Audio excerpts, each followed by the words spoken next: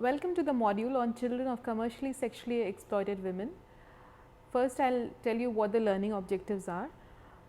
To provide the learner with some basic understanding about the following: who is a commercially sexually exploited woman, which are the basic legislations dealing with commercial sex trade in India, what are the special issues pertaining to children of commercial sex workers like identity issues, social and psychological issues, issues related to housing and security, health issues, issues related to education and rehabilitation of children of commercial sex workers.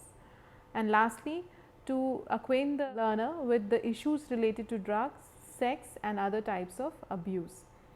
Now, the introduction. As we all know, sex trade is growing in India.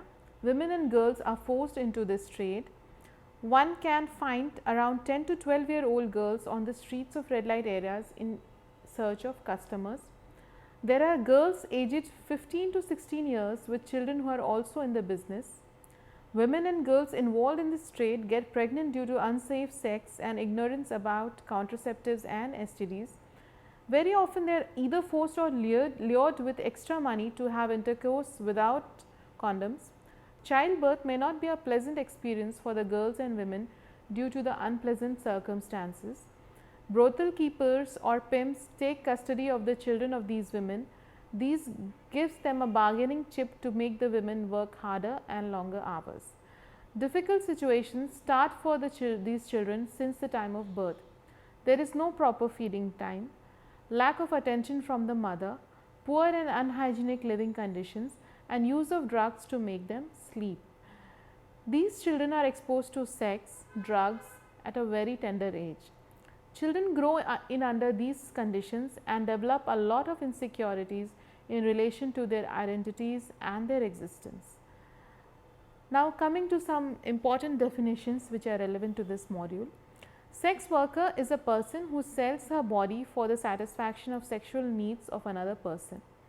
Commercially sexually exploited women, women who are forced to do sex work for the profit of others.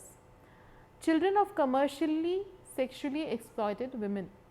For this module, we consider all the children whose mothers are engaged in the commercial sex trade by force, whether they are living with their mothers or not, whether they are born from marriage or not, and irrespective of their geographical location, whether they are living in the red light area or in another area which is not declared as a red light area. Now, brothel. Brothel includes any house, room, conveyance or place or any portion of any house, room, conveyance or place which is used for purposes of sexual exploitation or abuse for gain of another person or for the mutual gain of two or more prostitutes. Red light area. Red light areas are neighborhood or part of a neighborhood where business connected to the sex trade are located. Now, the situational analysis of children of commercial sex workers. What is the present situation of these children? The life of commercial sex workers is a matter of grave concern. Police keep red light areas under surveillance to prevent human trafficking. Raids are periodically conducted to rescue trafficked women who are locked up in brothels. Health of commercial sex workers is another major area of concern. There are many voluntary organizations working with commercial sex workers. The efforts of these organizations are usually to improve the living condition of commercial sex workers. There are several commercial sex workers whose children live with them in the red light areas. Children of commercial sex workers are highly vulnerable to all kinds of hazards. All of them come under the category of children in need of care and protection. The children of commercial sex workers who live with their mothers in brothels and red light areas are one of the most vulnerable groups of children. They grow up exposed to the commercial sexual activities that happen around them as they do not have a separate private place to live. They are forced to lead a life of neglect, abandonment and decadence which affects their morality and social values. Following are some of the issues that concern children of commercial sex workers. Security, physical, social and psychological. Issues related to physical security such as accommodation, proneness to injuries, beating, sexual abuse, etc. Children raised in red light areas, especially girls, are vulnerable to sexual abuse. Children roam the streets unattended and uncared for. They often get sick from the unsanitary conditions. Long hours of separation from parents, coupled with emotional deprivation, create fear in their young minds. Children are exposed to uninhibited adult sexual activities that go on around them. All these conditions lead to physical and psychological insecurity. Now, the next issue is that of physical, psychological and educational development. Little attention has been paid to the physical, psychological and educational needs of the children of commercial sex workers. A study conducted by Pardesi, Geeta and Bhattacharya on child rearing practices among brothel based commercial sex workers discusses the range of issues from conception till adulthood.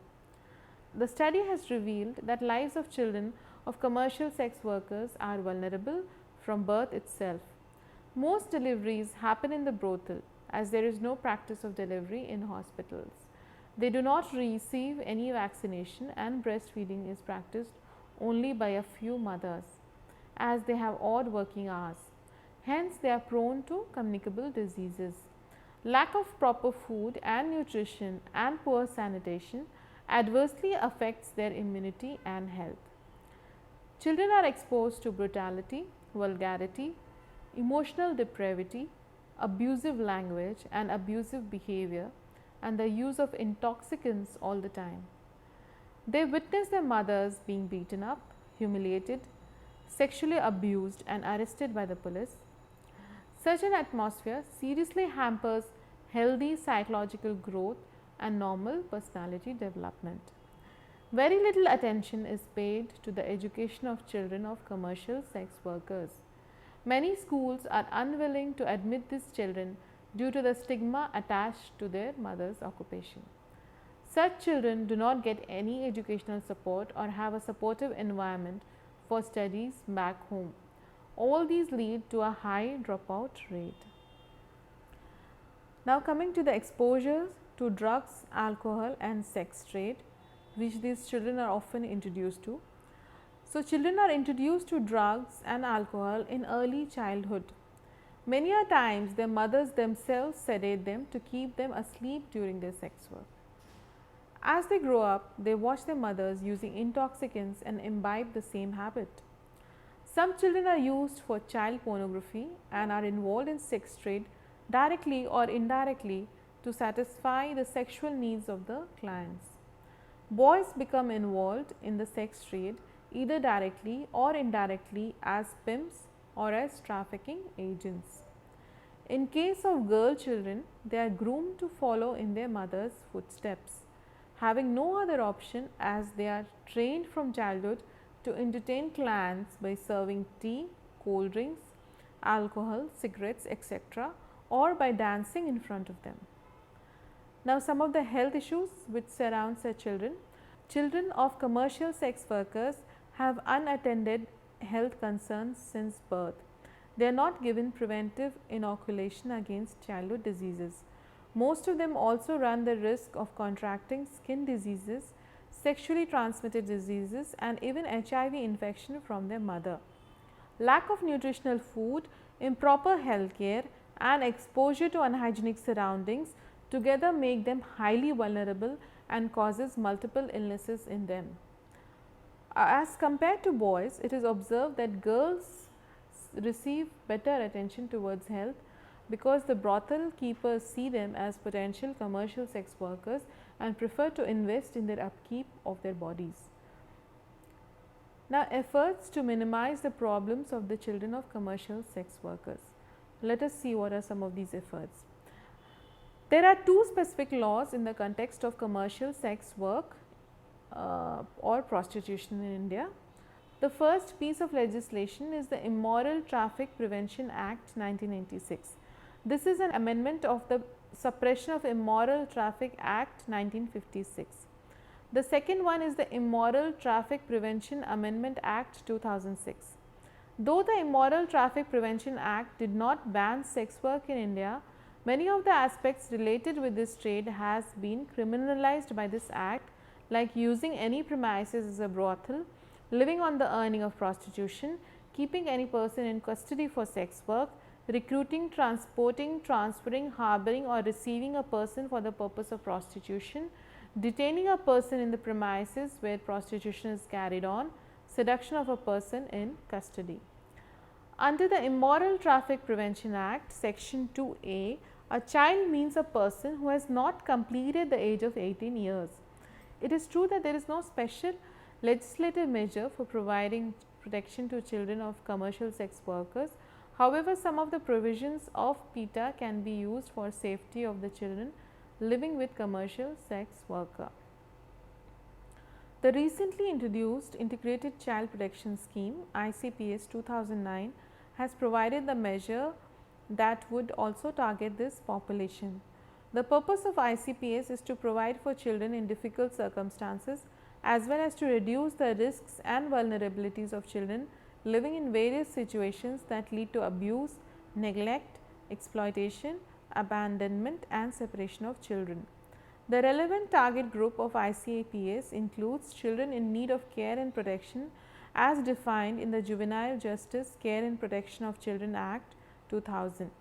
Any other vulnerable child of women in prostitution and children infected with HIV/AIDS.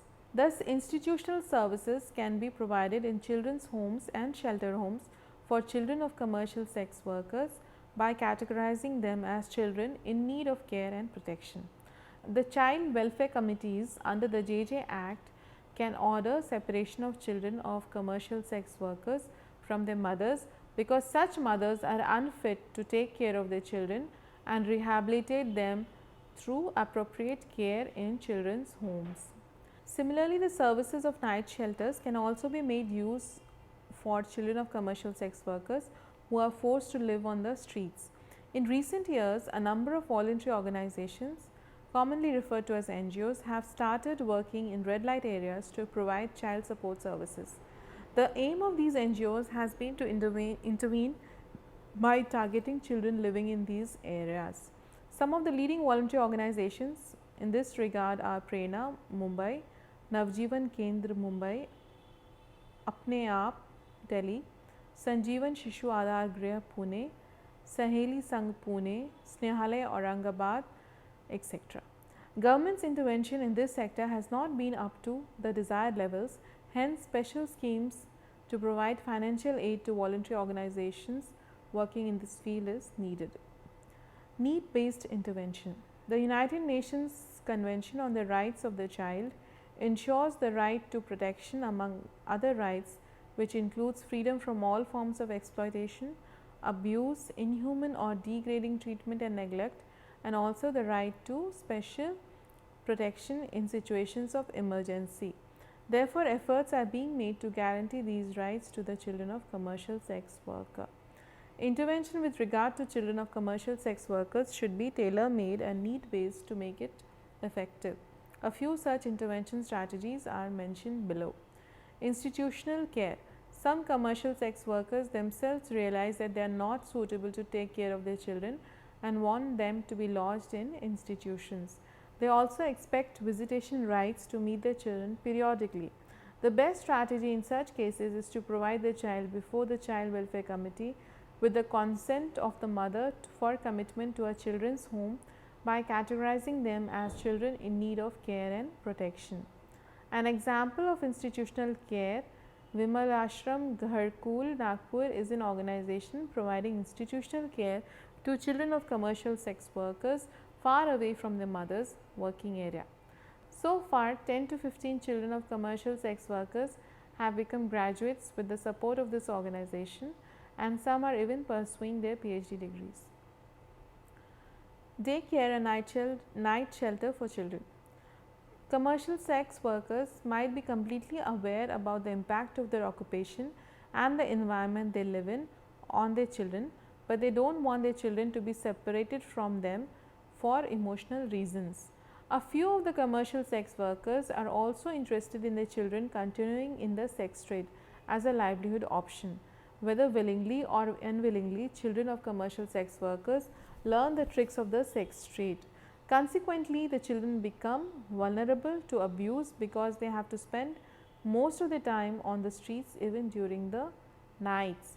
To deal with this issue, some of the NGOs are providing daycare and night shelters and food facilities to the children of commercial sex workers in a place which is close to where their mothers live or work.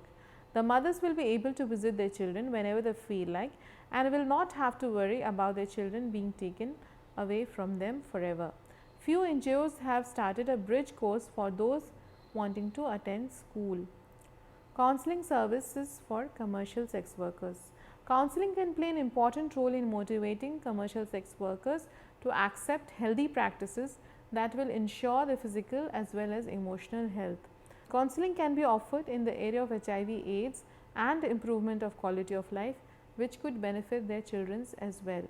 Many times, people who are interested in keeping the children of commercial sex workers within the sex trade indulge in misinformation campaign wherein they tell the commercial sex workers that their children will dislike them and will not have any emotional ties with them if they are in institutional care. Effective counseling is therefore also required to counter such misguidance. Importance of professionally trained persons. In all the three strategies of intervention discussed above, it is important to ensure that the strategies are being implemented by a team of professionally trained persons.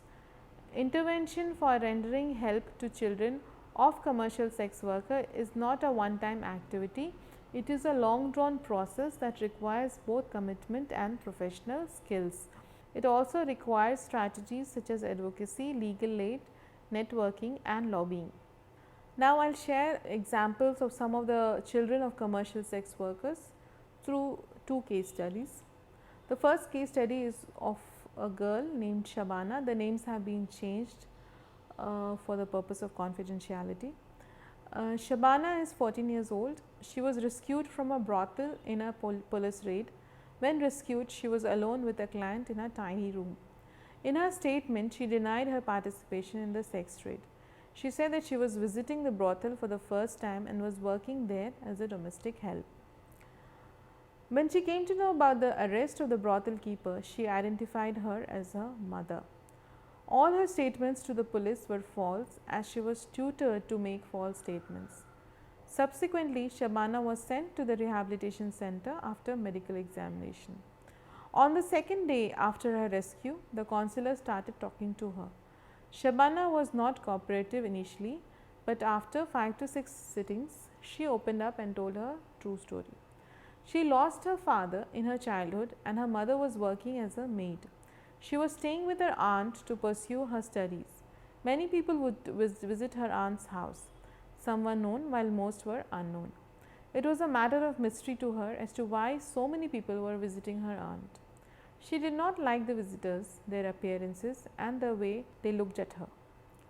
One day, her aunt introduced a man to her who was nearly 50 to 55 years of age and told her to go with him for a movie. She went with him very happily. During the film, he molested her. She went through a horrible experience. Returning from the theatre, he took her to some unknown place and raped her.